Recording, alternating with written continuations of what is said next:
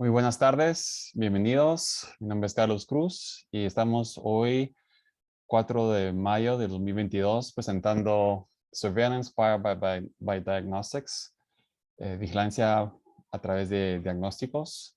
Este es un proyecto de CIDRAP, the Center for Infectious Disease Research and Policy, y estamos muy orgullosos y emocionados de presentar a la doctora Elvira Garza González de la Facultad de Medicina de la Universidad Autónoma de Nuevo León y al doctor Carlos Arturo Álvarez Moreno de la Universidad Nacional de Colombia.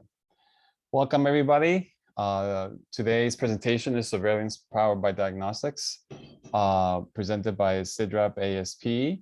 We are very excited and privileged to have Dr. Elvira Garza González, Faculty of Medicine from the University of Autonomous of Nuevo León, and Dr. Carlos Arturo Álvarez Moreno, Infectious Disease Specialist from the National University of Colombia.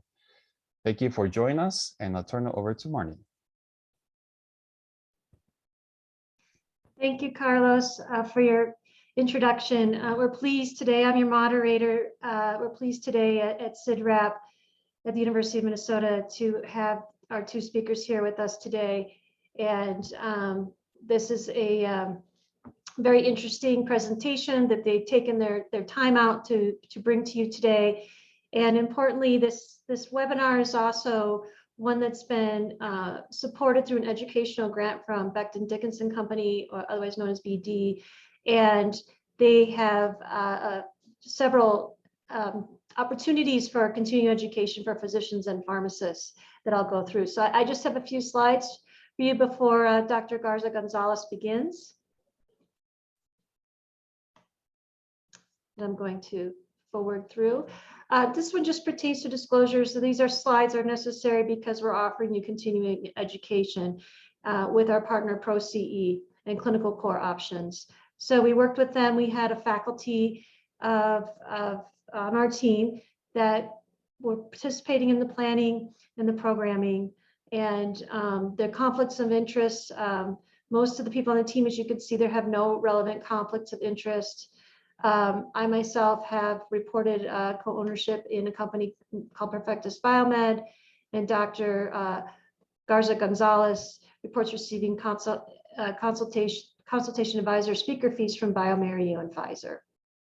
So this is just to make you aware. This is an educational activity which may contain a discussion of published or investigational uses of agents not indicated by the FDA. We're not recommending them outside of their indicated indications. These are expressed opinions, and these are experts in the field and do not necessarily represent views of the planners. And we have no implied responsibility to the use of newly acquired information to enhance your patient outcomes and your own professional development. And you can read more details there. So that's the disclaimer. The exciting part of this is it's got CE and CME contained within it. Our target audience is those of you that have joined us today, meeting the educational needs of clinicians, including physicians and pharmacists.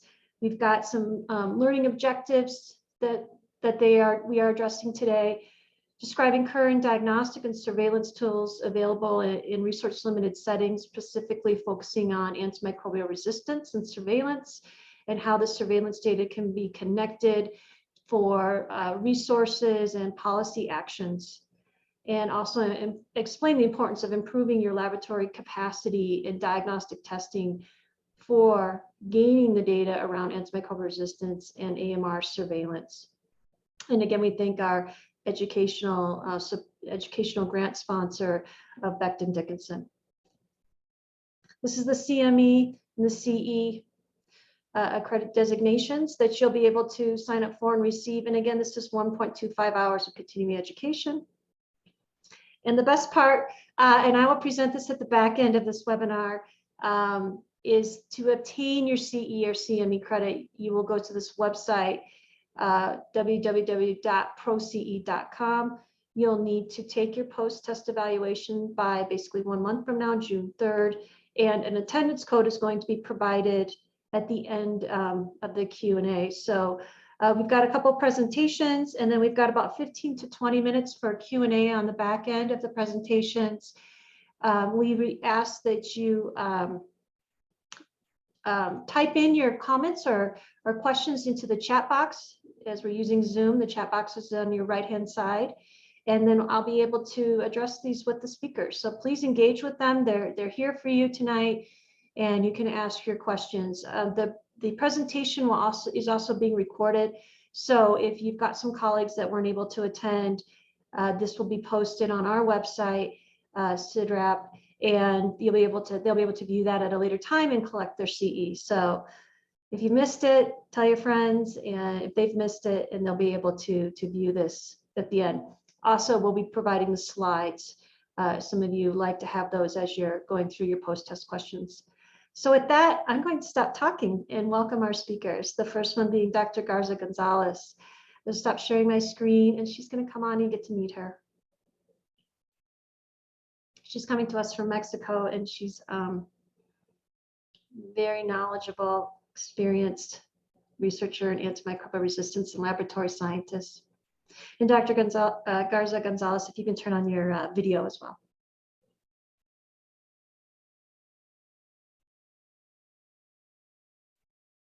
I no need to come off mute when you're ready.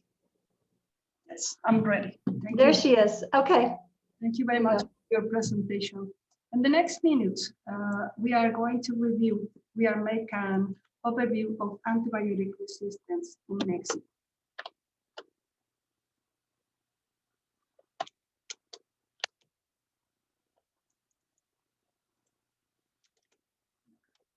I'm sorry. Antibiotic resistance is a threat to global health, food security, and development. It is a natural phenomenon. Also, the misuse of these drugs in humans and animals is accelerating the process. It prolongs hospital stays, increases medical costs, and increases mortality. The Global Action Plan on Antimicrobial Resistance of the WHO includes 5 objectives: improve knowledge of antimicrobial resistance, strengthen surveillance and investigation, reduce the incidence of infections, optimize the use of antimicrobial drugs, and ensure that sustainable investments are made in the fight against antimicrobial resistance.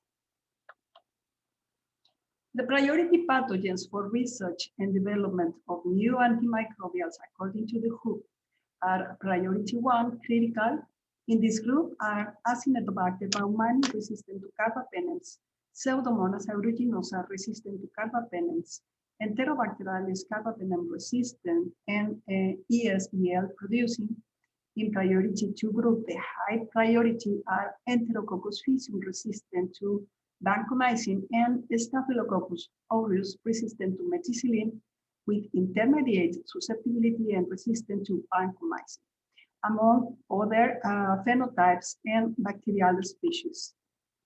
Several years ago, in 2018, the thematic network for drug-resistant research and surveillance began to work in Mexico. This network includes 90 centers from 26 states, includes microbiologists, infectious disease physicians, epidemiologists, chemists, molecular biologists, and nursing staff. The objective of this network is contribute to improving the surveillance and control of drug resistance in Mexico and the performance of the laboratories of the network. In one of the reports of this network, a retrospective analysis of antibiotic resistance in the last 10 years was reported, is published in Microbial Drug Resistance Journal.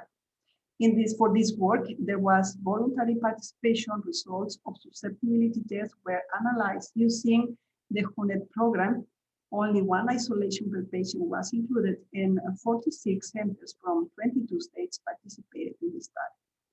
For the design of this study, the 10 years period were divided into 5 periods of 2 years each, according to this table. In the final analysis, more than 160,000 strains were included in the final analysis. These are the results for Enterococcus faecium. These are the results of all specimens of clinical isolates collected from all specimens in which this bacterial species could be considered causative agent of disease. These are the results for isolates collected from blood. In each of the antibiotics can be seen 5 bars. Each of the bars represents each of the periods of the study. An increase in resistance to penicillin was detected in all specimens and in blood isolates. There was no difference in resistance to vancomycin. The resistance was about 25% in all the 10-year study. These are the results for Staphylococcus aureus. These are the results for all specimens in which this bacterial species could be considered causative agents. These are isolates from bloods, and these are from respiratory specimens. In all these, a decrease in resistance to oxacillin and erythromycin was detected. We have now the opportunity to include the analysis of cefoxitin. These are the results for E. coli. There was no difference detected in the 10-year period. However, a high resistance to quinolones was detected in isolates from urine and in isolates from all specimens. Also, in blood isolates, a high resistance to cephalosporins and aminoglycosides was detected. These are the results for Klebsiella. In Klebsiella, an increase in resistance to aminoglycosides and aztreonam was detected in all specimens and in urine samples. In urine samples also, an increase in resistance to cephalosporin was detected. In isolates from bloods, an increase in resistance to aminoglycoside, carbapenems, cephalosporins, and aztreonam was detected. This is Pseudomonas aeruginosa. An increase in resistance to aztreonam was detected in isolates collected from blood. The carbapenem resistance was about 40% in all specimens, and in respiratory specimens was about 60%. This is Acinetobacter baumannii collected from urine samples. A decrease in resistance to aminoglycosides was detected both for urine and for respiratory specimens. Also, an increase in resistance to cefepime was detected both for urine and for respiratory specimens. Very similar results were detected for isolates collected from blood. In all specimens, an increase in resistance to cefepime was detected. It is important to note that carbapenem resistance was about 80% in all specimens. In other reports of the network, the drug-resistant phenotypes and genotypes in Mexico in representative gram-negative species was analyzed. Again, was voluntary participation. We analyzed susceptibility results using the HUNET platforms. Only one isolation per patient was included in the analysis. And we analyzed not only data, we only include the analysis of genotypes associated with antibiotic resistance. In this study, we analyzed clinical isolates collected from 52 centers from 19 states. Strains were collected over a 3-month period from January to March 2020. These are the strains collected, the genotypes of carbapenemase producing Enterobacterales.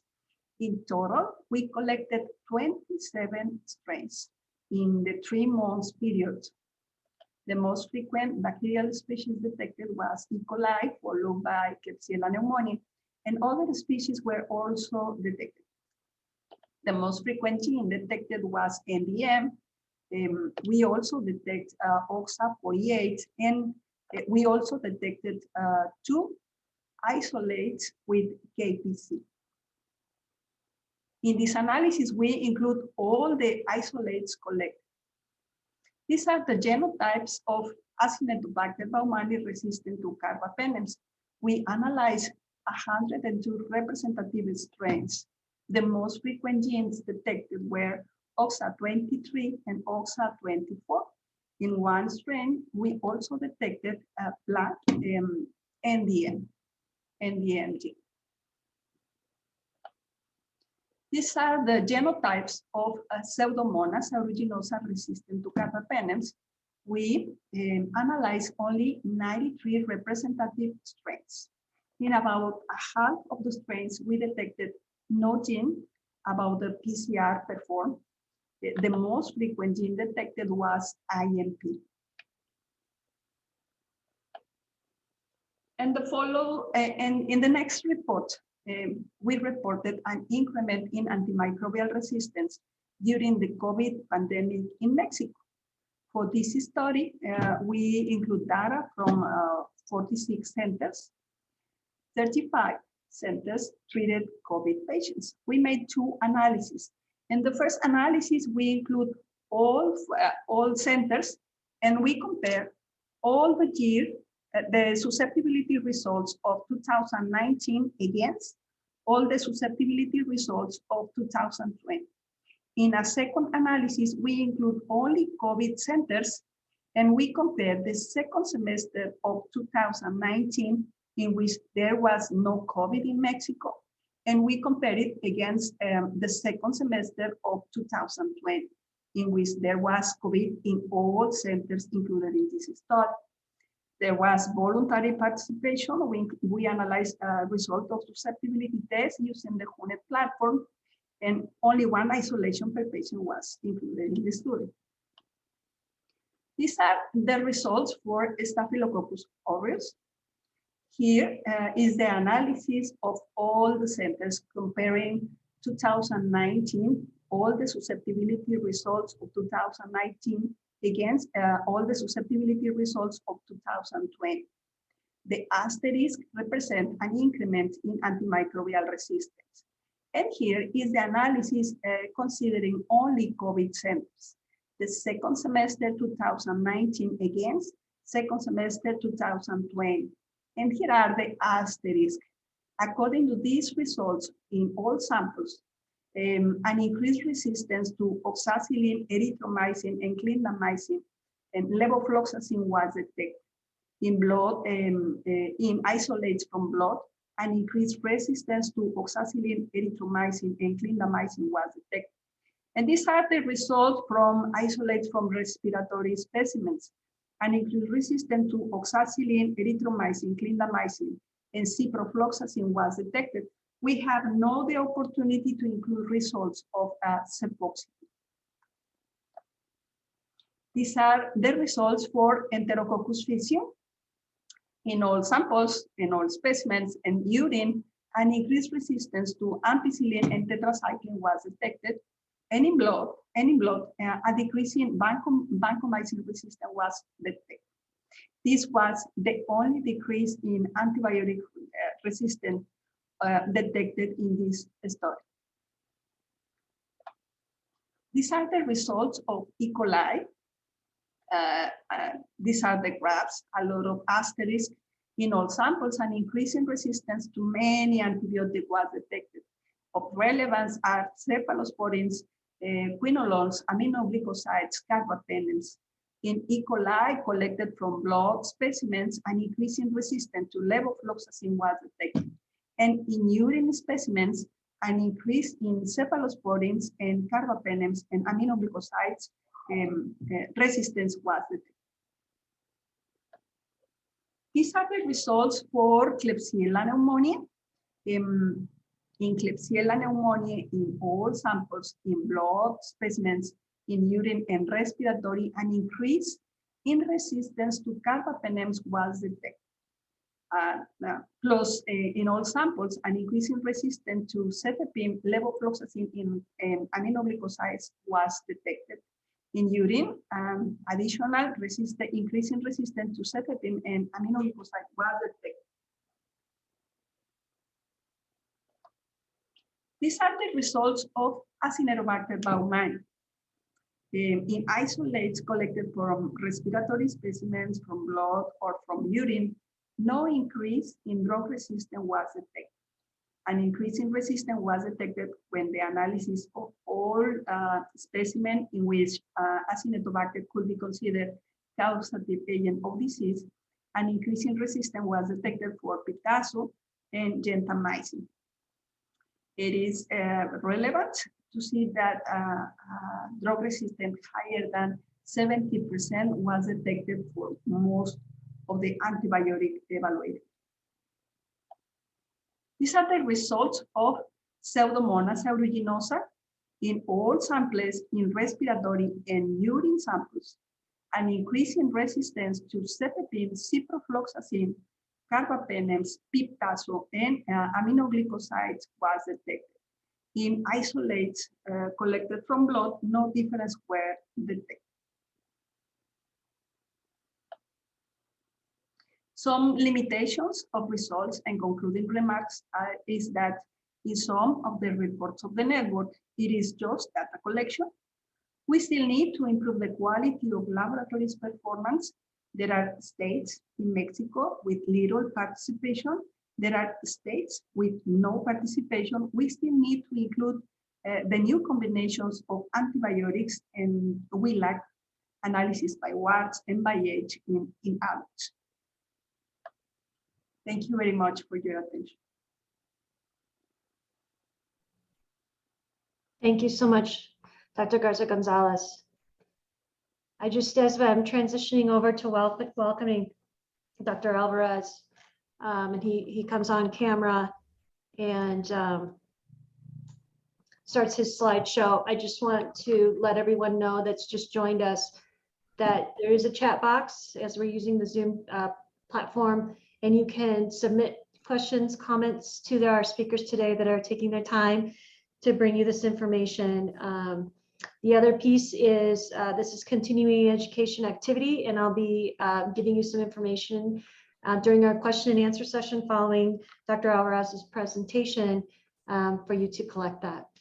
So welcome, Dr. Álvarez. He's coming to us from Colombia tonight, and he's going to be presenting on antimicrobial resistance and again, the importance of surveillance and what that means for resource and policies.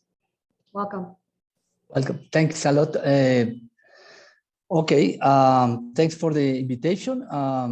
Good afternoon, a good night to all connected people, and a special greeting to my colleague Garza from Mexico, and especially to CIDRAP at the University of Minnesota for generating this space for discussion.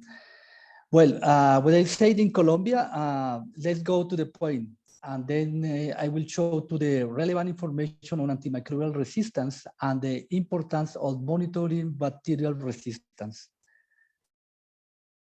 Sorry, I can increase the image.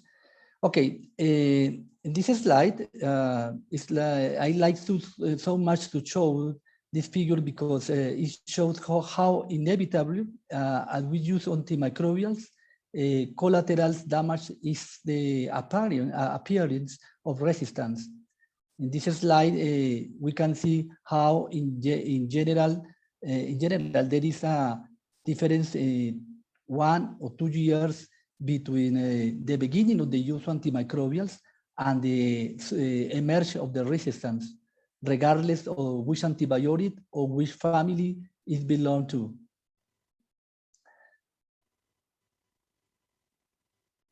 No, sorry.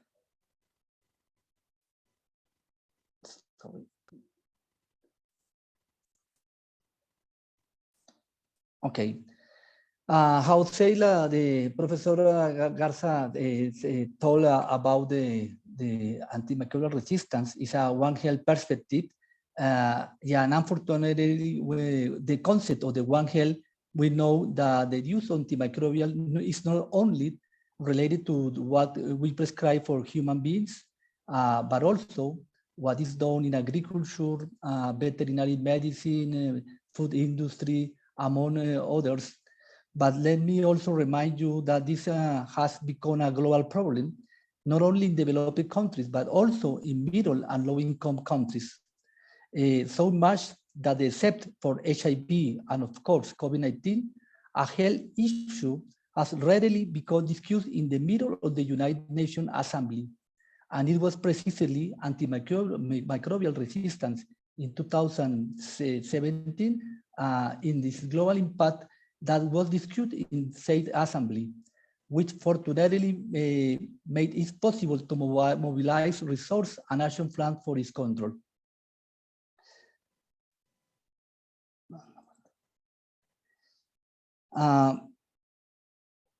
And again, focusing in human health has taken on particular relevance in the 21st century, especially in hospitals. In this slide, you can see how concerns have changed over time. For example, in the centuries 18 and 19, the concerns in hospitals were basically infection cases by gram-positive germs. Then with emerge of this first antibiotic, the concern fue gram-negative germs. 2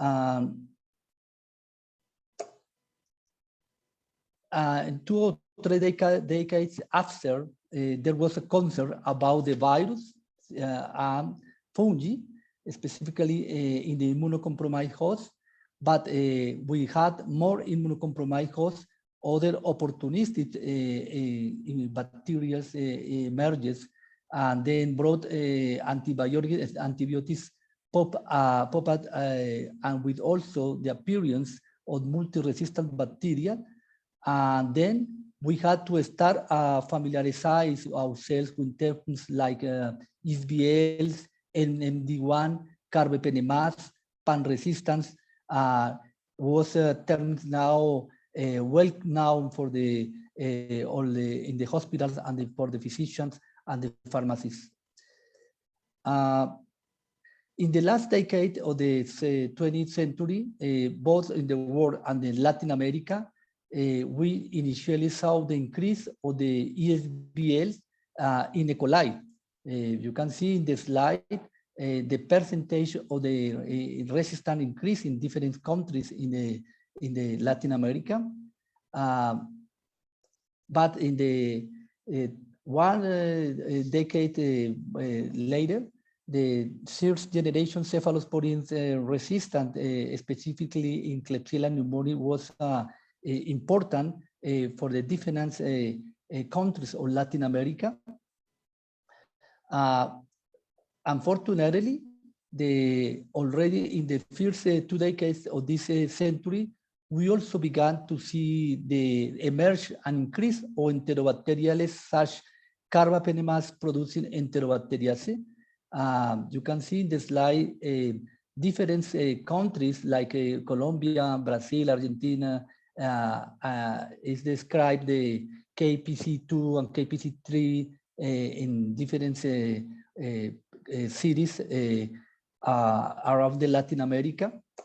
And maybe in the next decade, in the last 10 years, the number of the carbapenemas producing organisms is increasing, but initially was sporadically, but now is endemicity in the different countries, such as the case of Colombia, for example.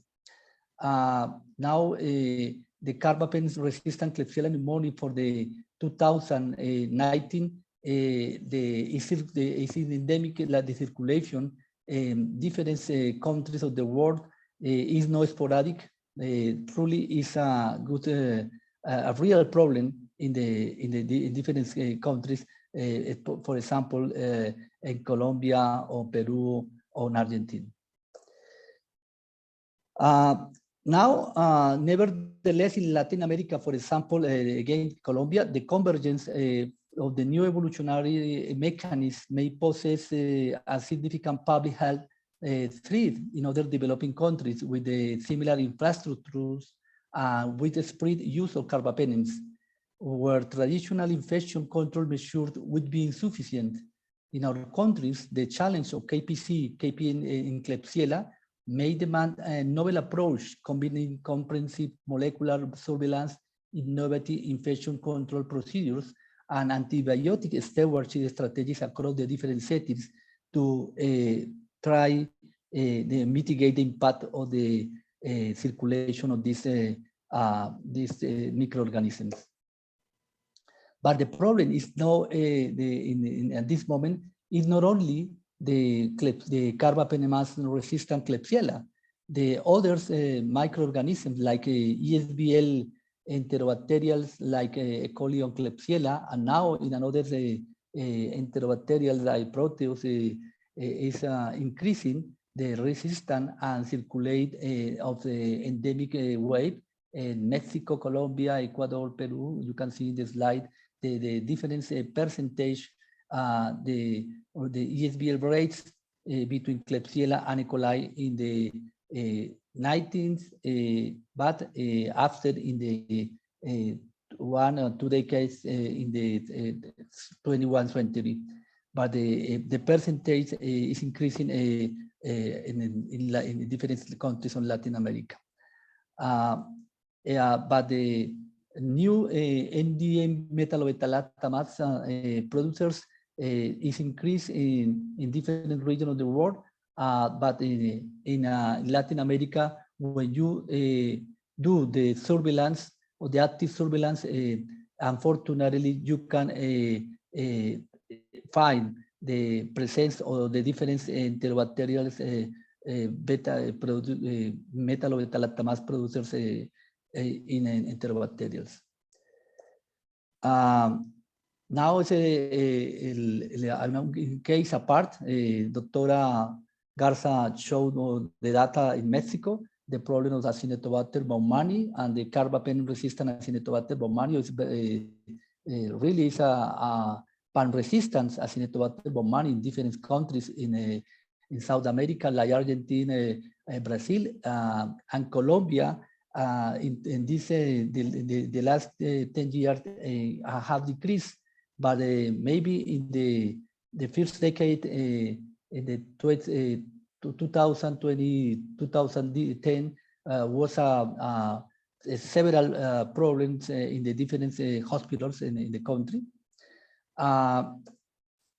Now, the other problem, to finish this overview, and without wanting to be alarmist, a new challenge is the circulation of microorganisms with multiple resistant mechanisms, including antibiotics such as colistin.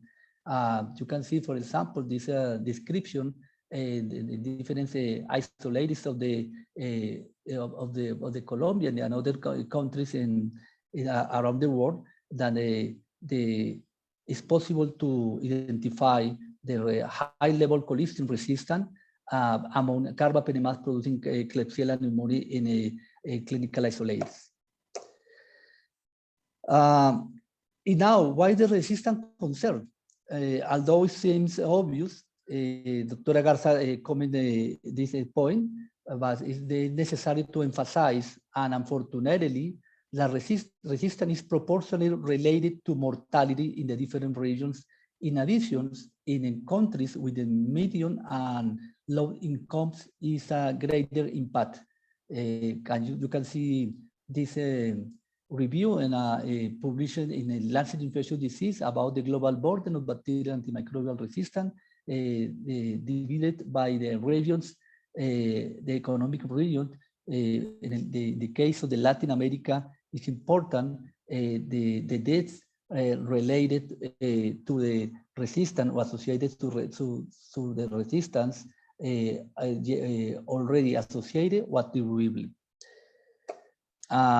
Now, and this, see, the antimicrobial resistance is also associated with infection related to healthcare, which in principle are higher in Latin American countries.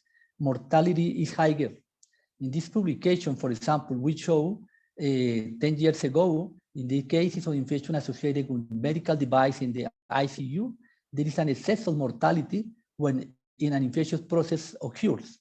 But the problem in Latin America is,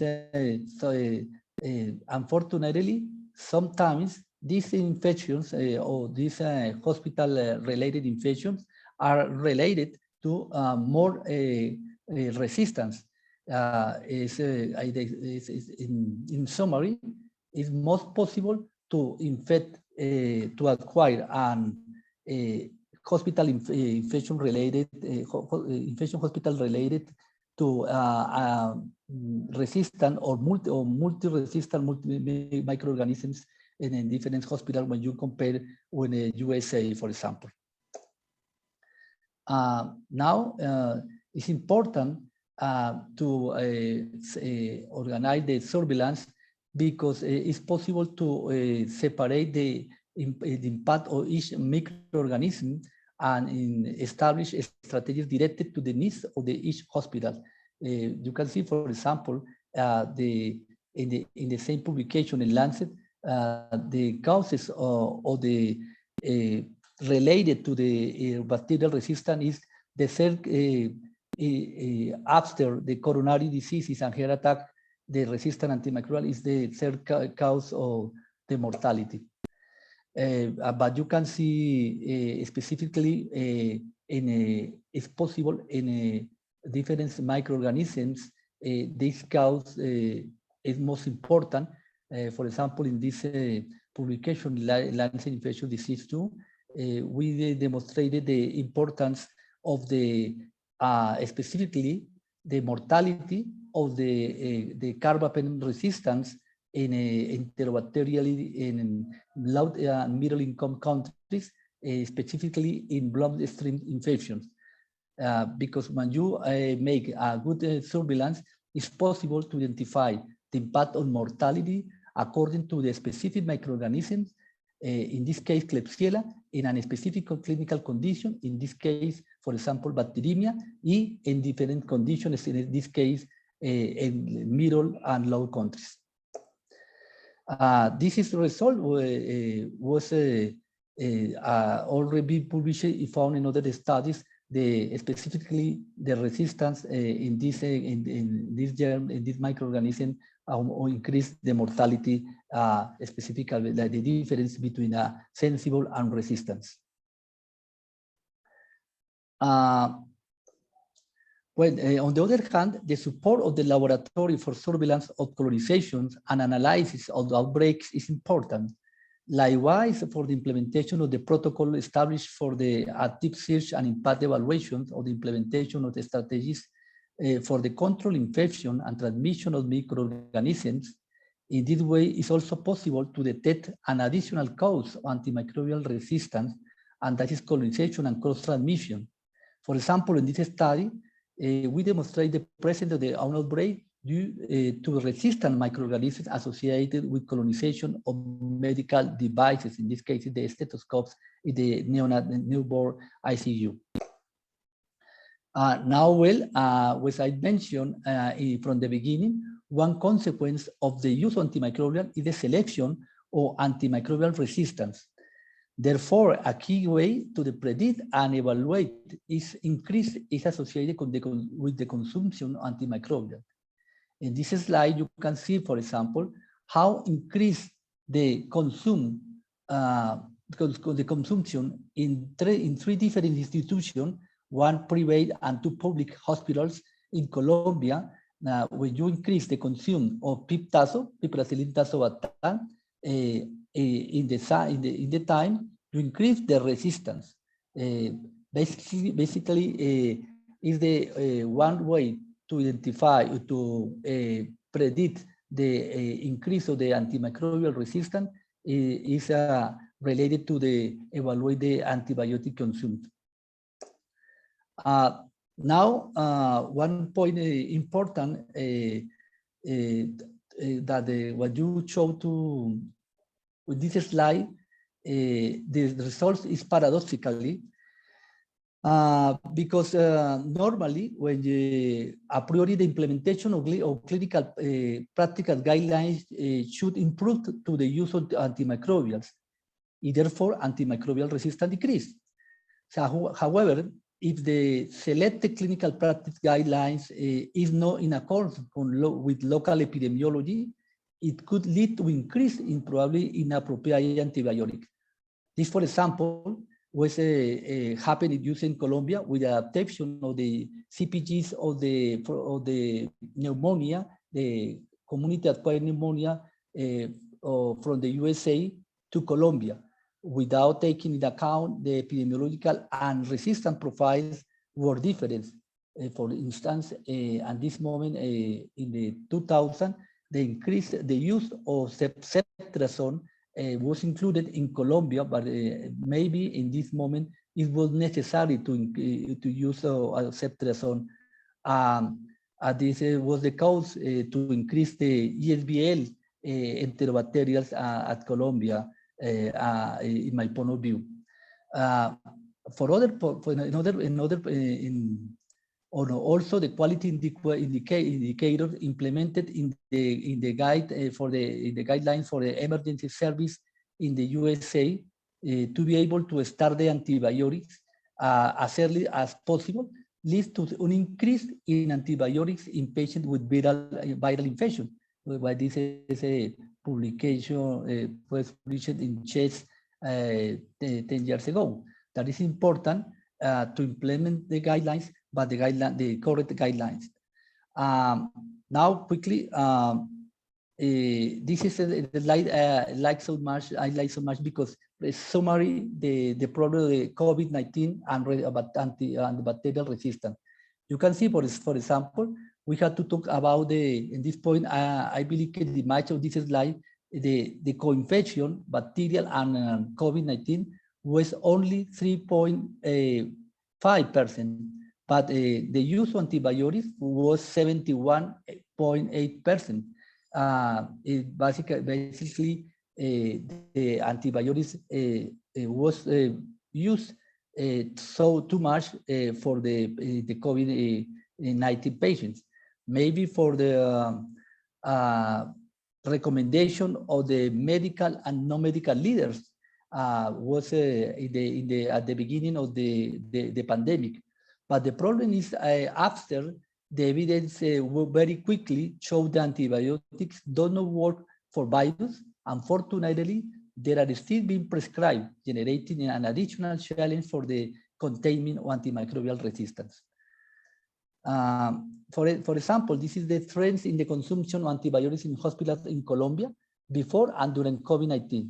You can see like in the 2021, the increase in the different antibiotics, especially the spectrum, the wide spectrum, was increased in the different hospitals in the consume surveillance system in Colombia. Is the summary of the all hospital of the third level of Colombia. And for instance, the increase the infections related to the medical devices increasing according to the presence of the weight for COVID-19. In these slides, the National Institute of Health of Colombia showed the data, how the number of cases of the HAI hospital-related infection was increasing in the months than the COVID-19 increased in the same way. You can see in the different ICUs of Colombia, the numbers of the infections, hospital-related infections is increasing. And is it the same? Okay. But how they showed previously, unfortunately, several cases of these infections were related to the microorganisms, multi-resistant microorganisms. And unfortunately too, the outbreaks during the waves of the COVID-19 were increasing, related for the over saturation of the patient in different ICUs in the hospitals in Colombia in the 1-2 or 3 waves for COVID-19, and the same in the antimicrobial resistant surveillance and healthcare associated infections it's possible to see in the slide the number of the microorganisms isolated. The increase is important, very important that you can see in this slide. But with the microorganisms, with the different resistant mechanism was found in the different hospitals. So only so for to show the importance of the surveillance on the genetic analysis, because it's possible to detect early the presence of the dissemination or the presence of the outbreaks into the different hospitals in the same city. We include the active surveillance and genomic analysis in the country, but thanks to this inclusion, it's possible to detect at this moment quickly the presence of the outbreaks in different cities of Colombia. To detect, it's possible to know which is the weight of the transmission or the weight in the circulate the different microorganisms in different hospitals of the each locality in Colombia. Finally, I consider in the region, we can say despite the limitations in the region, local or national surveillance make it possible to visualize that the problem antimicrobial resistance is serious. Also, that there already clear diagnosis in each country has already established its action plan for the containment of antimicrobial resistance. At this moment, each country in Latin America had the action plan for the containment of the antimicrobial resistance. But the problem is the same of the strategic objectives may be proposed for the WHO, change in the priority in each country, but it's necessary to implement because the documents are written, but it's not implemented in the or implemented partially in the different countries of Latin America. And, and there is another problems in the middle and low countries. For example, the vaccination coverage decrease for the COVID-19. It's necessary to reduce the use of antibiotics in veterinary and food supply settings.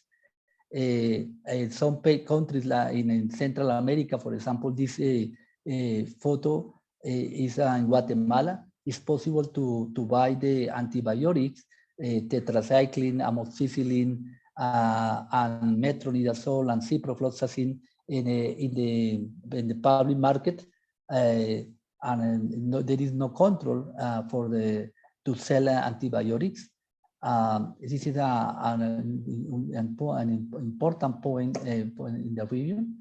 And specifically in the hospitals, the challenge of antibiotic resistance surveillance in hospitals is necessary to establish a program, easy implementation, timely, according to the needs of the country, region, and hospitals, to make the right analysis, especially on prompt feedback, because sometimes the surveillance is good, but the feedback is too late. Okay, I finished with these slides. But it's possible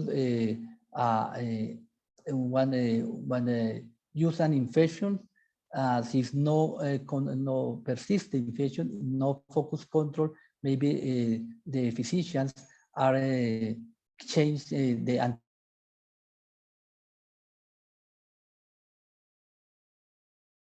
and spectrum mouse white, and maybe use the new antibiotics produce the new mechanisms of resistance. And this point, if the infection persists, it's necessary to change for another antibiotics and maybe push to generate a new mechanisms of resistance, and finally use the last antibiotics and the mice of the antibiotics, but sometimes it's not possible to cure the patient, or maybe the patient is cured, but the colonization of the problem for the hospital is higher by the cost of the resistance.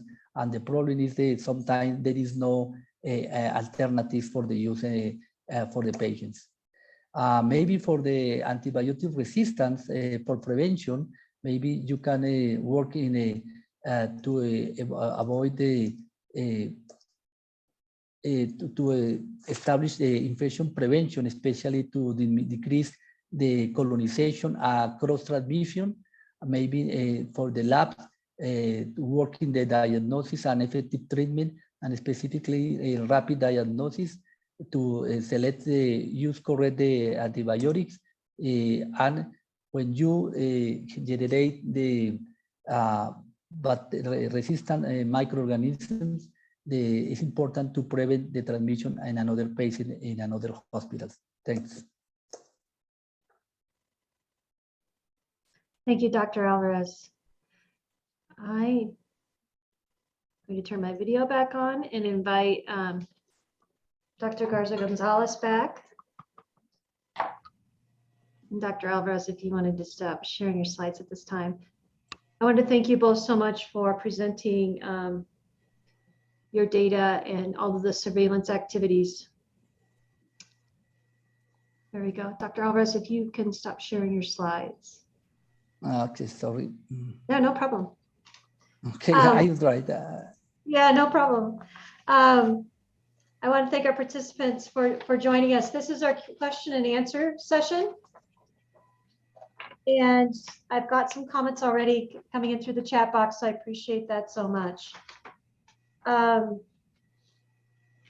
Before I start, both of you, Dr. Alvarez, you mentioned in some countries there's access to the antibiotics that can be readily available to the public via the market or other access without prescription.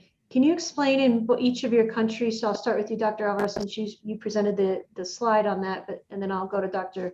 Garza Gonzalez about how one can obtain access to the antimicrobials, which you mentioned consumption can lead to resistance. Latin American countries are different. Yeah. In Mexico, it is necessary a prescription to get an antibiotic. Yeah, thank you. I just wanted to clarify that it's different in each country, and your surveillance data then would reflect those different policies. Dr. Alvarez, what about Colombia? But in general, in Latin America, it's necessary. It's like USA is necessary to prescribe the physician prescribe the antibiotics. This is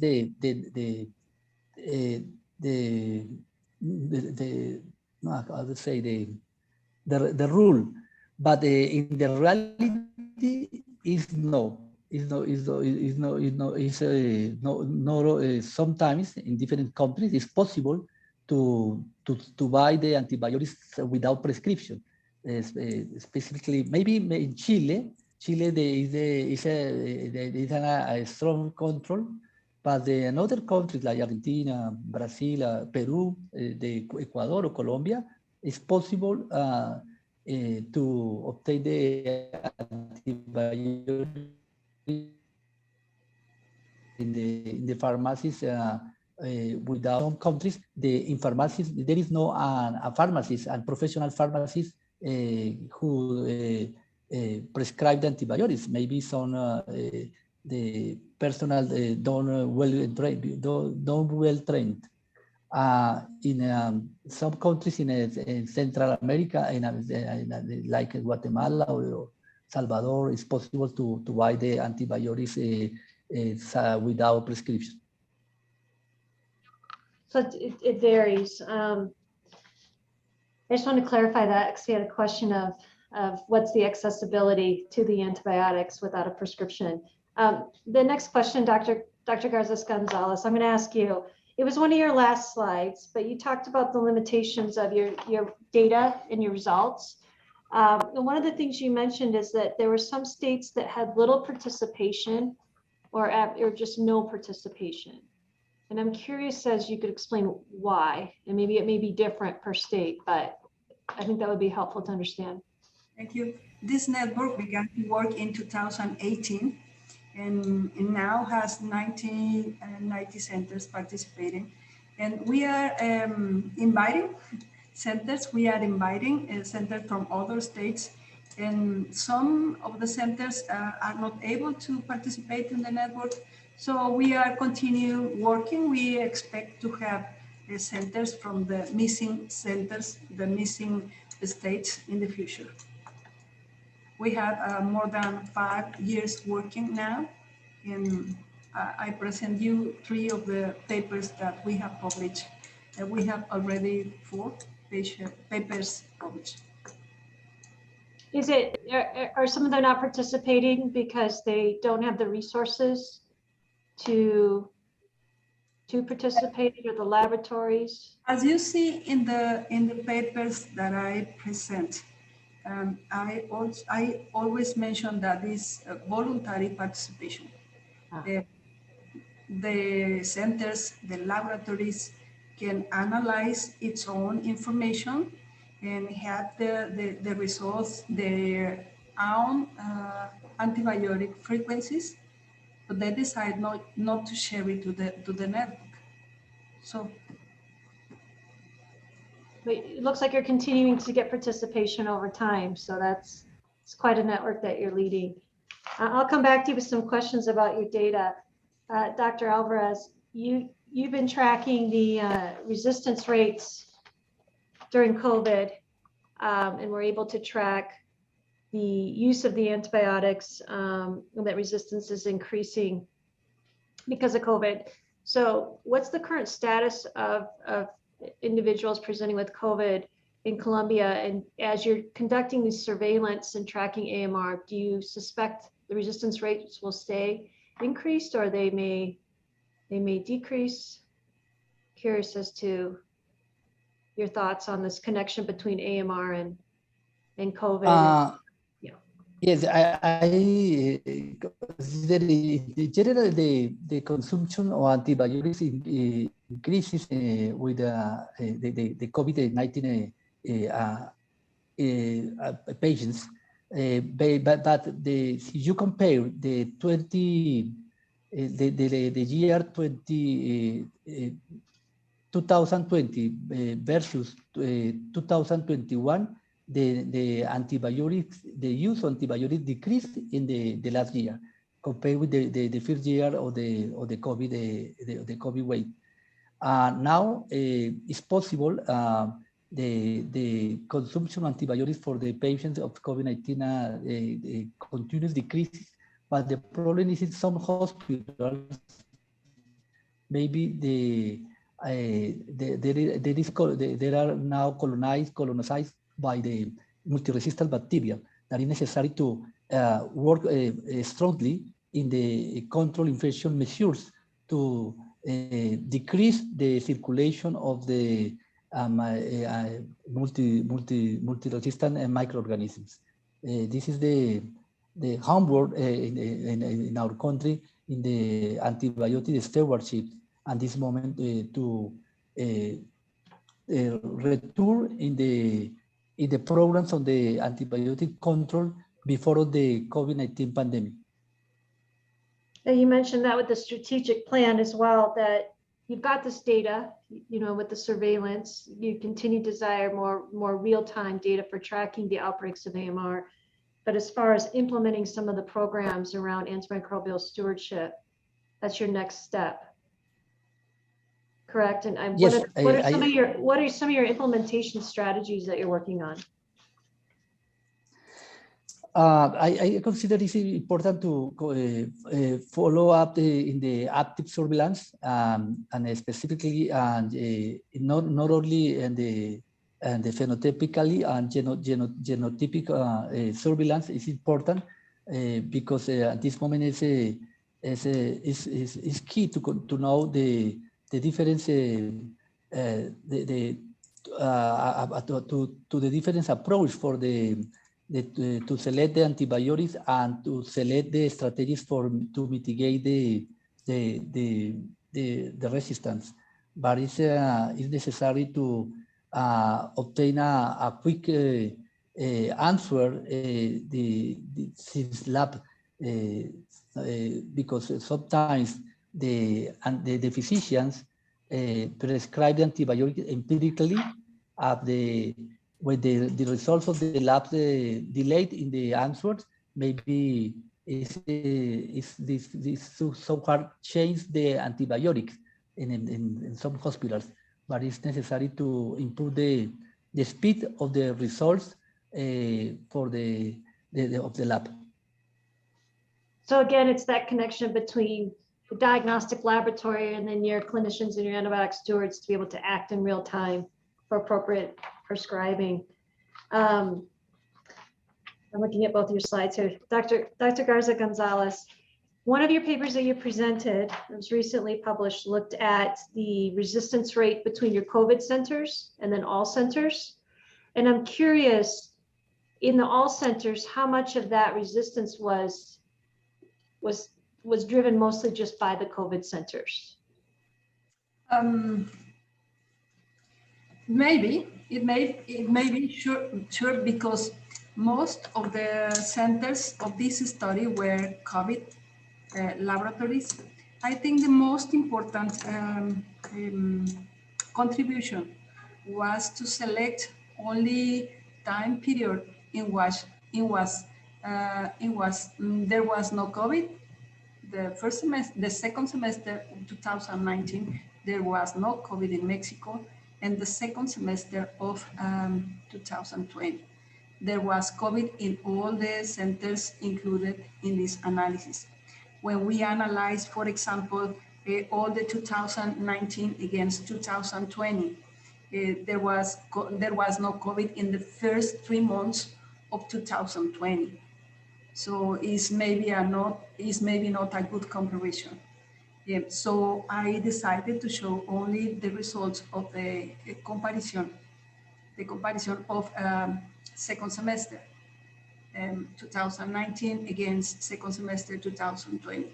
No COVID, COVID positive for the centers. Okay. And some of your earlier papers where you're just establishing the network, I think it's 2009 up to 2018, and you're seeing these changes in the resistance patterns. Do you think there's a correlate? What's the correlative? Are you getting different clonal strains? Are you and then you did some genomic studies after that, but I'm curious as to you were seeing a different bacterial population over time that was being selected for or driving this resistance. I'm not sure that I understood the question. Can you repeat it? The change in the resistance profiles for some of the antimicrobials over that initial time period as you were establishing the network from. Are you meaning the 10-year period study? Yes, yes. Do you anticipate if you did genomic sequencing that you were seeing shifts in the clonal, the resistance patterns obviously, and then the clonal types of the bacteria were changing? There were different strains. In that study was a retrospective analysis, and we only collected data. Okay. We collected not the strains. A second study includes the analysis of genotypes, and we collected the strains from all the participating centers, where 52 were January, February, and March, exactly the 3 months before COVID entered in Mexico. And after, we are working in genotyping the strains that are in our hospitals. Yeah. To define which are the genotypes that are circulating in Mexico in our hospitals to help to infection control and to better treatment. And I am sure that knowing the percent of resistance to any antibiotics does not solve the problem, but is a good beginning to begin to work and to implement specific measures when we know how big the problem is, you can act to solve it. Yeah, I bring that up too, because both of you mentioned the importance of the genotype sequencing and how that helps you guide outbreaks, transmissions of the bacteria across your country and your states.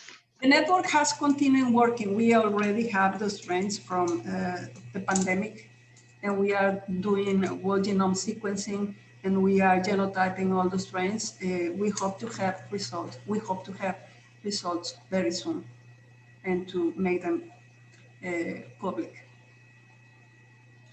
Thank you. I guess I could ask you both of this, but I'll go first to Dr. Alvarez. Within some, you both have significant databases that you're continuing to build out.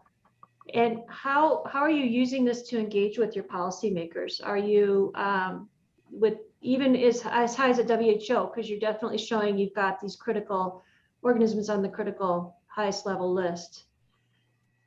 Do you seek to have that support? Do you seek to help them implement policies, access to antimicrobials, resources for diagnostics? I'll start with you, Dr. Alvarez, and kind of some of how you use the data to increase resources and awareness and policy.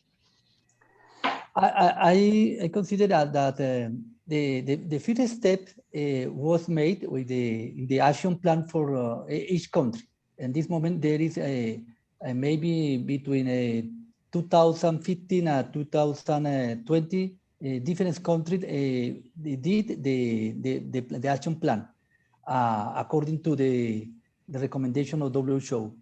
But some countries began to implement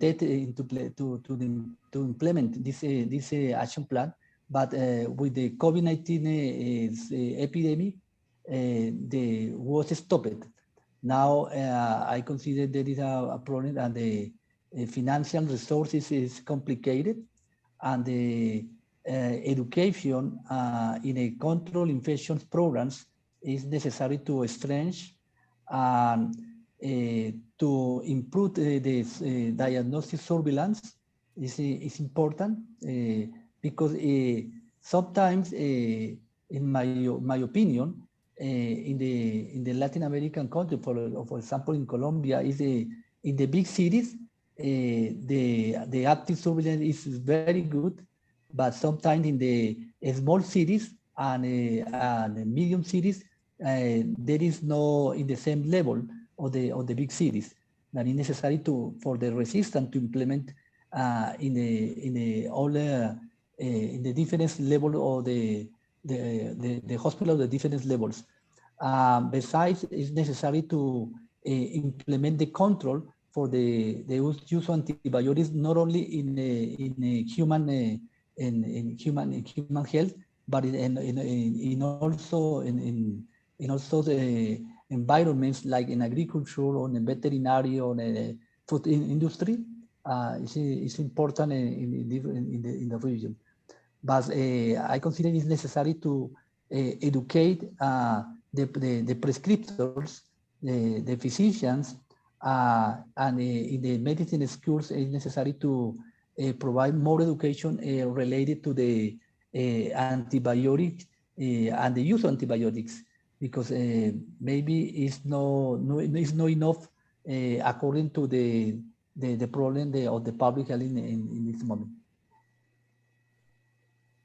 Dr. Garza, González, I'll just ask you the same question around, not I want to call it activism, but as you're trying to advocate with your surveillance data, the importance of having proper resources and policies and education around infection control. You both mentioned the importance of that and reducing antibiotic resistance. We have a program for all the members of the network.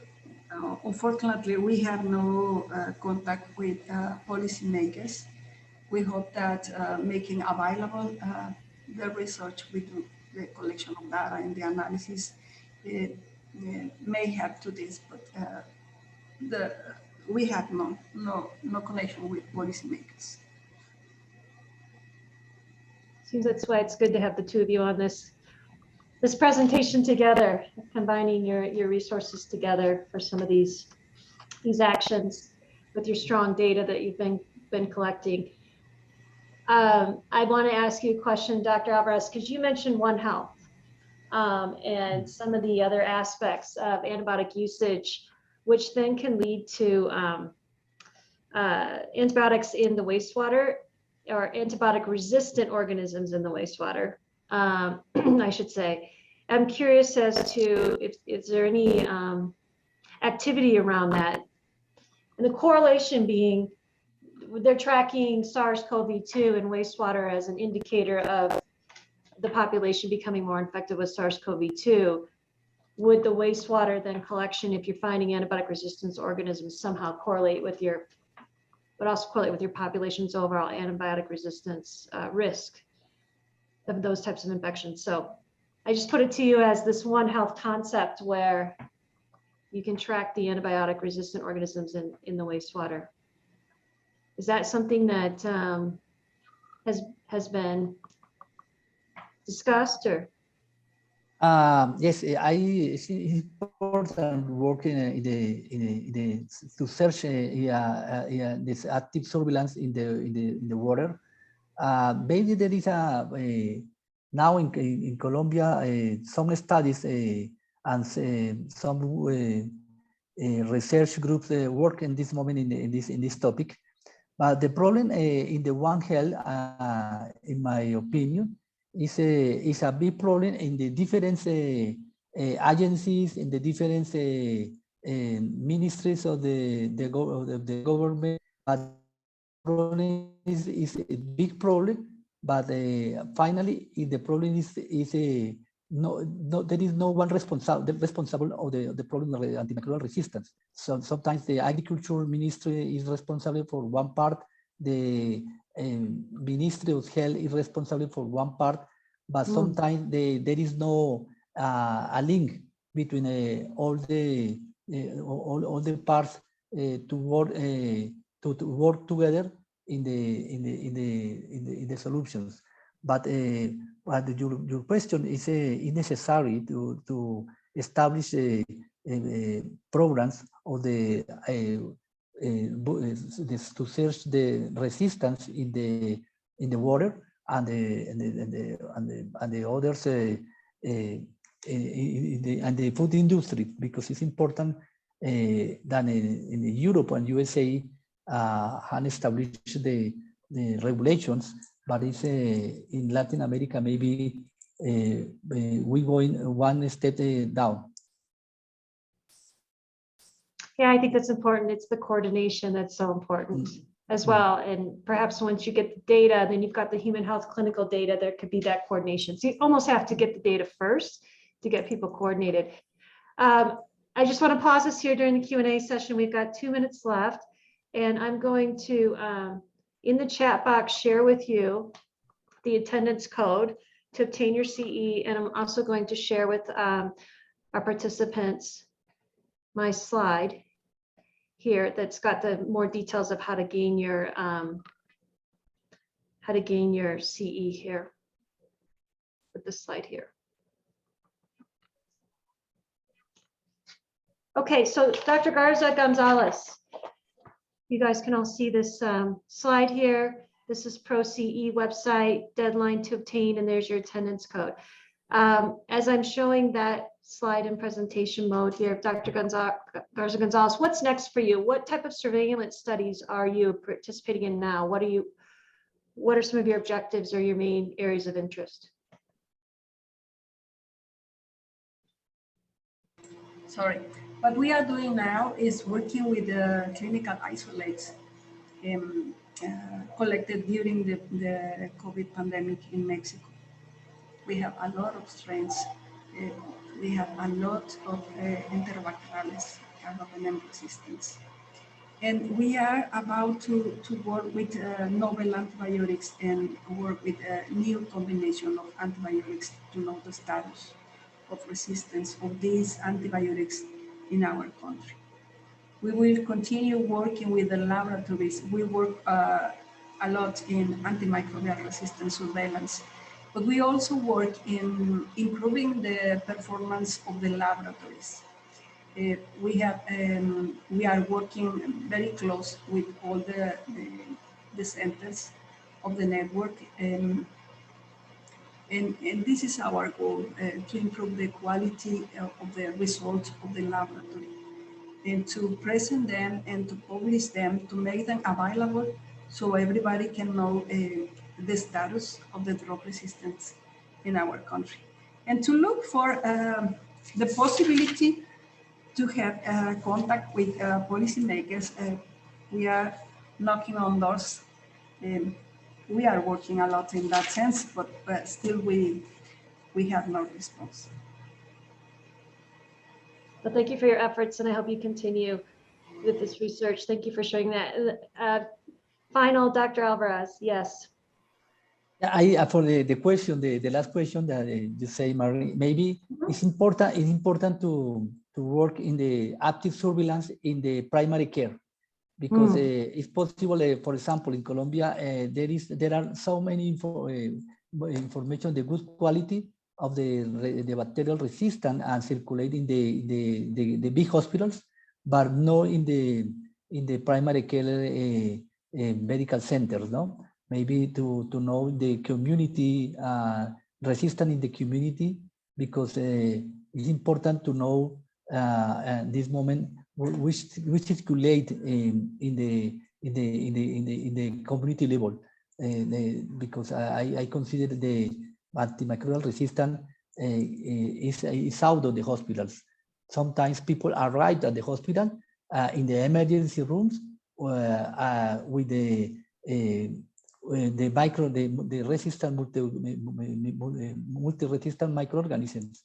For example, it's common to see in the emergency rooms in the primary care the urinary tract infections in apparently healthy people that coming with E. coli with the ESBLs, or sometimes carbapenemase resistant in the community. No, it's important to know what happened in the community and the primary level.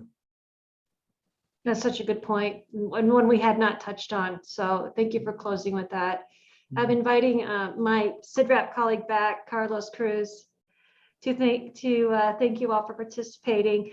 I want to thank our speakers so much, and know this takes time out of your practice and your day, but I think it's so important for you to present to the broader community your complete body of research and all the efforts. I'm going to turn it over to Carlos to finish. Muchísimas gracias. Thank you, Marnie. Thank you for the Dr. Garza González for excellent presentation, Dr. Carlos Arturo Álvarez Moreno for excellent presentation. Muchas gracias a todos por atender el día de hoy. Feliz noche. Y como recordatorio, también vamos a tener el video posted en nuestro YouTube channel próximamente. Feliz noche y gracias otra vez por atender. Thank you and good night.